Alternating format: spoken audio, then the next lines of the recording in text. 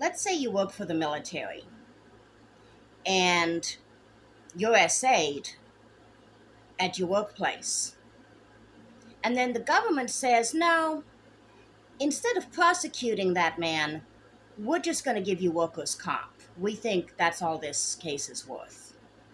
We don't have to imagine this because that's what happened to Elsie Dominguez because a judge dismissed her lawsuit, ruling her essay report must be treated as a workers' compensation claim under FECA. Now, Dominguez was a civilian engineer with Military Sealift Command and Naval Reserve, and she says the assault devastated her life. The incident occurred in December of 2021 aboard the USNS Carson City. She alleges the ship's captain used a master key code to enter her room and essay her. She reported the assault the next morning through proper procedures and later sued the federal government in 2023 for failing to protect her. In 2024, the court ordered the Labor Department to determine the FECA applicability. The department ruled that the SA was a work injury claim. Now, Dominguez's attorney argues that SA in one's sleep is not comparable to normal shipboard injuries and should not fall under workers' comp.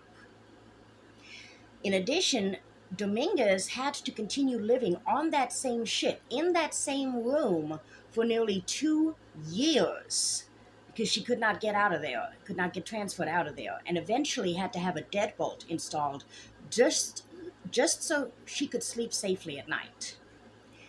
She struggled to access consistent therapy due to licensing restrictions and overseas assignments. And she eventually ended up having to take a year of unpaid leave in order to recover and pursue her lawsuit, losing her health insurance and facing a lot of financial strain. Now, Captain Yamil Sanchez Padilla was removed from the ship and placed on paid leave because, of course, he fucking was. Of course, he was. Coast Guard prosecutors filed sexual misconduct charges in 2025, then just withdrew the case. Sanchez Padilla surrendered his merchant mariner credentials. NCIS and Coast Guard both investigated. Now, Dominguez is now the first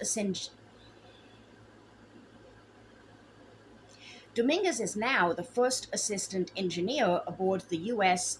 Louis B. Puller. Publicity around the case has strained workplace relationships. She reports reduced camaraderie and increased isolation, especially as one of the few women in her field. She said there's less opportunity for any type of bonding or camaraderie. It is a lonelier world than it already was.